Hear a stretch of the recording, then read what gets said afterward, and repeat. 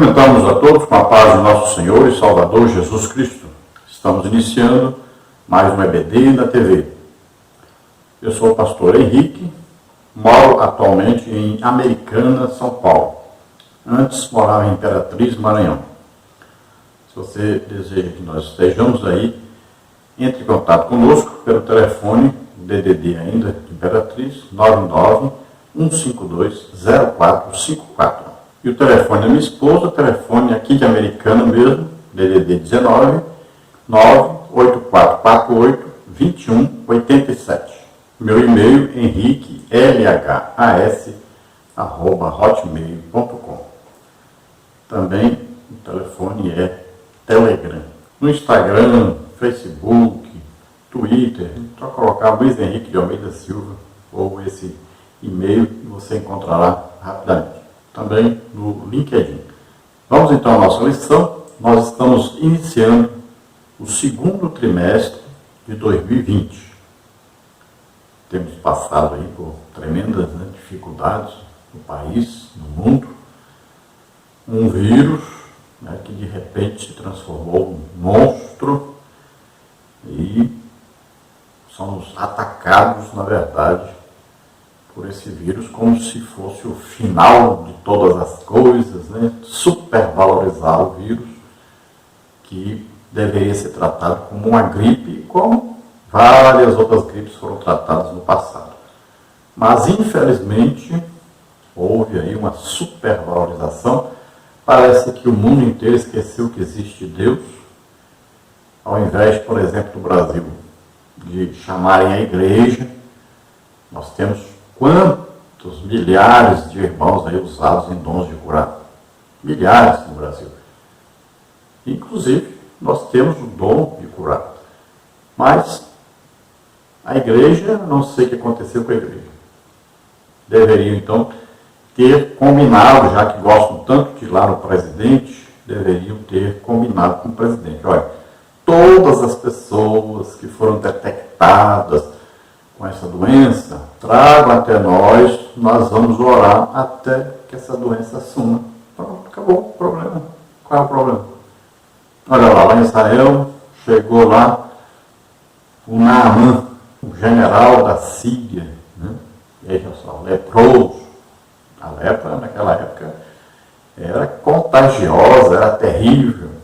E nós não vamos ver nem Paulo, nem Pedro, nem Jesus, ninguém usando máscara, ninguém ficando com medo de orar para uma pessoa que estava infectada com a doença contagiosa. Então, o que a igreja devia fazer? Igual o profeta fez. Tem profeta aqui, traga a mim. Não foi assim que aconteceu? O rei ficou desesperado, não sou Deus, como é que eu vou resolver isso? E o homem veio para ser curado. A igreja deveria ter feito isso. Vamos até o presidente e fala, traga nós. Acabou. Quantos apareceram aí? Detectou, está infectado com esse vírus? Traga nós vamos orar do vírus. Acabou o vírus. É isso que a igreja faz. Não é se acovardar, não é fechar as portas, não é ficar dentro de casa com medo. Não é isso. Que igreja é essa que representa quem? A igreja não está representando Jesus. Isso não é a igreja de Jesus Cristo. A igreja ora e Jesus cura. É isso que serve, para isso que serve a igreja. A igreja é o hospital de Jesus. Dá vergonha. Estou com vergonha da atitude de nossa liderança, que não acredita em Deus, não tem fé em Jesus Cristo. Isso é um absurdo. Veja aí nossos vídeos. Cada lugar que nós vamos tem mais de 100 pessoas curadas. Qual é o problema de acreditar que Deus cura? Qual é o problema que os nossos líderes têm em acreditar que Deus usa as pessoas? O que adianta ter na confissão de fé que acredita em cura, se na hora que eu preciso de acreditar, não acredito? Não dá para entender. Não dá para entender a atitude da igreja. Não dá para entender. Eu estou com vergonha. E assim como eu, tem milhares de crentes no Brasil que são usados por Deus em curas e que deveriam ter sido chamados e levar todos esses infectados e nós estaríamos orando e eles todos estariam curados e o Brasil não teria nada dessa praga aqui. Mas, infelizmente, Nossos líderes não acreditam em Deus, não têm fé, e nós estamos aqui esperando a igreja tomar uma atitude. Não sei quando que vão tomar e se algum dia vão tomar, mas deveriam ter se reunido, ido até o governo e não só pedido, é exigido que a igreja funcione normalmente e que essas pessoas infectadas vão até a igreja para serem curadas. Nesse trimestre, então, vamos estudar a Epístola de Paulo aos Efésios, onde Paulo fala muito sobre o Espírito Santo, sobre o poder do Espírito Santo. Não existe nada impossível para Deus. Não existe nada que o Espírito Santo não tenha poder para desfazer. Não existe mal algum, nada que Satanás produza, nada que o mundo produza, que o Espírito Santo não tenha poder sobre todas essas coisas. O Espírito Santo está conosco, mora dentro de nós. E é o Espírito Santo que nos ensina sobre Jesus, sobre o Pai, nos revela os mistérios, que nos dá o poder para orarmos e as pessoas serem curadas, libertas. Então nós vamos ver muito Paulo falando sobre isto nessa carta aos Efésios. É uma carta bem espiritual e para entendê-la precisamos orar mais, jejuar, além de estudar a palavra de Deus. Não é só estudar a palavra. Tem muita gente se concentrando muito em estudar a palavra de Deus, mas não ora, não sobra tempo para orar. Aí fica sem entendimento real, que é o entendimento espiritual. É um problema sério sobre isso. Parece que os teólogos de hoje pensam que é por muito estudar os livros é que eles são os entendidos, sabem todas as coisas, sabem melhor do que todo mundo. Mas aí, chegou uma crise aí, cadê os teólogos? Não adianta, só letra não adianta. Então é preciso orar mais. O Brasil precisa aprender a orar. E cada um deve aprender a orar. É 1 hora, 2 horas, 3 horas de oração, todo dia. Não é só oraçãozinha de 10 minutos, 15 minutos, 20 minutos, meia hora. Não existe isso. A igreja brasileira precisa aprender a jejuar e orar. E está na hora de começar. A igreja também precisa perceber que não adianta ficar cantando aí 80% dos cultos. Isso trouxe um prejuízo enorme para a igreja. Quando reabrir, aprenda a fazer culto, pregue mais a palavra de Deus, dê mais tempo para a pregação e também ministre as pessoas em todo culto. Não é aquela oraçãozinha de fulano de tal está pedindo oração. Então, se a pessoa fulano que está doente, nada disso. Chame as pessoas na frente, ore para as pessoas, impõe as mãos sobre as pessoas, unja com óleo. Está na hora da igreja ser igreja. Então vamos estudar nesse trimestre, carta do apóstolo Paulo aos Efésios. É uma das cartas que está no grupo das cartas prisionais, ou seja, foram escritas quando Paulo estava preso. Então, nesse grupo, são 4 cartas. Agora, tem uma outra carta escrita por Paulo também, na prisão, que é a segunda carta do apóstolo Paulo a Timóteo, que está dentro das cartas pastorais. Então, na cadeia, ele escreveu 5 cartas. Outra coisa interessante, volta aquela discussão. Quem escreveu Hebreus? Então, na minha opinião, quem escreveu Hebreus foi também Paulo. Então, ao invés de dizer Paulo escreveu 13 cartas, eu digo que ele escreveu 14 cartas. Hebreus foi escrito para os hebreus, dedicado exclusivamente aos judeus, mas Paulo não poderia escrever e se identificar claramente nessa carta, porque muitos judeus não leriam essa carta, não se interessariam por essa carta, porque Paulo, para muitos judeus, era considerado alguém que era contra a lei. Eles falavam muito da liberdade que Paulo tinha em servir ao Senhor.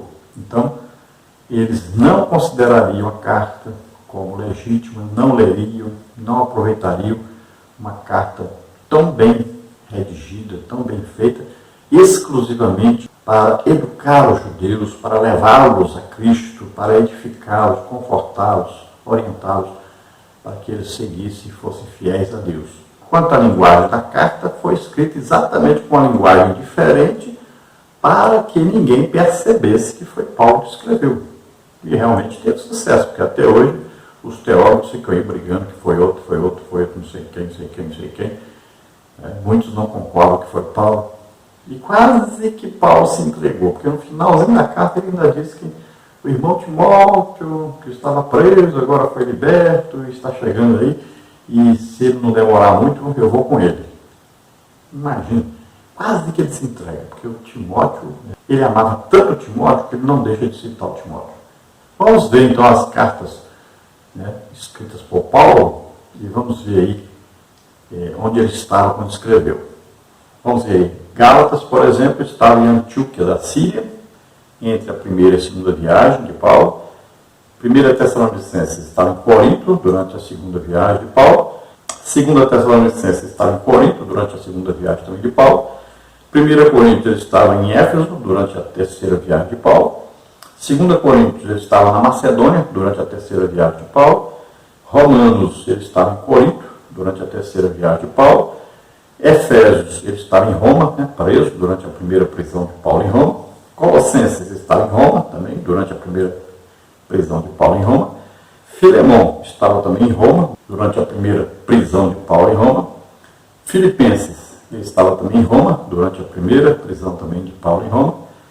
1 Timóteo estava na Macedônia, entre a primeira e segunda prisão de Paulo em Roma. Tito, em Nicópolis, entre a primeira e segunda prisão de Paulo em Roma. 2 a Timóteo, também em Roma, durante a segunda prisão de Paulo em Roma. E Hebreus, que nós não temos aí a localização. Então, outra coisa importante na lição a aprendermos é que tanto faz você falar carta do apóstolo Paulo aos Efésios ou escrever epístola do apóstolo Paulo aos Efésios. Não, tanto faz. A epístola, ela vem no seu original de uma caixinha onde se colocava a carta. E com o tempo foram falando a epístola, porque pegavam aquela capa, né, aquela caixinha onde vinha a carta e acabavam. Veio a epístola de tal lugar, mas dentro da epístola estava a carta, e acabou. Então se adotando o nome epístola. Outra coisa muito interessante da lição é sobre os dois nomes, né? Saulo e Paulo. Tem gente que pensa assim, não, é porque o Saulo foi transformado em Paulo, então ele mudou de nome. Não, não é isso. O nome Saulo é o nome judeu de Paulo. Esse nome foi dado em homenagem ao rei Saul, o homem mais famoso da tribo de Benjamim. Era Saul, que foi rei de Israel. Então Saulo nasceu descendente da tribo de Benjamim. Ele era judeu legítimo, né? De parte de pai, morava em Tarso, né? Então, Saulo de Tarso. O seu nome judeu, então, era Saulo, em homenagem ao rei Saul, que é o mesmo nome. Agora, para os romanos e os gregos, o nome de Saulo era Paulo. Então, ele era conhecido como Paulo. Ao invés de chamá-lo de Saulo, chamavam de Paulo, que é um nome latino, né? Vem do latim, né? Que os romanos falavam latim. Então, no mundo aí, gentil, o Saulo era conhecido como Paulo, só isso, tá? E é isso que diz a Bíblia, né? Saulo também conhecido como Paulo. Então, ele adotou esse nome. Muito provavelmente ele deixou mesmo esse tratamento como Paulo, assim que ele sentiu que a chamada dele era exclusivamente para pregar aos gentios. Ele sempre procurou pregar a seu povo, os judeus. Tanto é que ele visitava sinagogas por onde passava. Mas ele percebeu então que a sua chamada era direcionada aos gentios. E ele fala isso. Então, o que ele faz? Ele vai usar um nome gentil. Fica muito mais fácil, né? um nome de maior penetração. Então, ele vai usar o seu nome de Paulo. Em meu ministério, eu tentei fazer como Paulo, imitar Paulo. Nós abrimos 8 igrejas em apenas 2 anos e meio. E eu usei exatamente o sistema do apóstolo Paulo de pregar, por onde eu passava, e ali ministrava curas, libertação, pregava o evangelho, abria a igreja e passava para outro dirigir. E assim, em 2 anos e meio apenas, Deus me usou para abrir 8 igrejas. Nós estivemos em Divinópolis, Minas Gerais, onde abrimos 7 igrejas, e estivemos em Valparaíso de Goiás, onde abrimos outra igreja. Foram aí 630 almas, que aceitaram Jesus nesse período. E essas 8 congregações hoje já são para mais de 20 congregações. Já tem congregação que foi aberta, por exemplo, na cidade de Valparaíso, que já virou campo, além das 7 outras congregações, uma delas já virou campo. E todas essas igrejas que nós estamos falando já estão construídas, Essas 7 que eu abri em Divinópolis estão construídas, essa outra em Valparaíso de Goiás está construída, também a sede, e outras congregações também. Então, Deus faz assim, você precisa gastar tempo com oração, jejum, estudo da Bíblia. Mas não é para exagerar no estudo a ponto de perder o tempo da oração. É preciso equilibrar esse tempo. Não pode ficar só estudando a palavra e deixar de orar. Tem que fazer uma coisa equilibrada. Aí você vai ver que produz muito.